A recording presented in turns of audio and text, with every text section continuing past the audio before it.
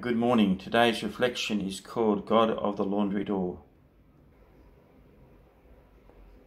God of dirty clothes, we thank you for the daily grind, for the small routines that keep our feet on the ground and help to structure our day.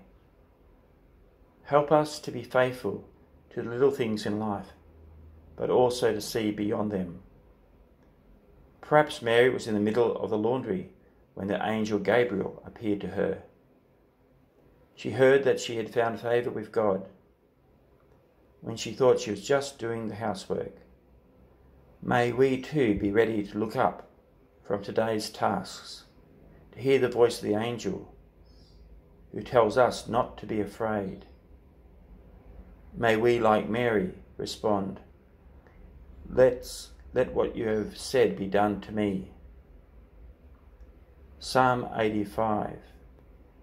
Let me hear what God the Lord will speak, for he will speak peace to his people. So as God speaks to you today, as he opens the door, as you get involved in the daily tasks of this day, may you respond as Mary said, "Put me to what you will, Lord. I make myself available to you."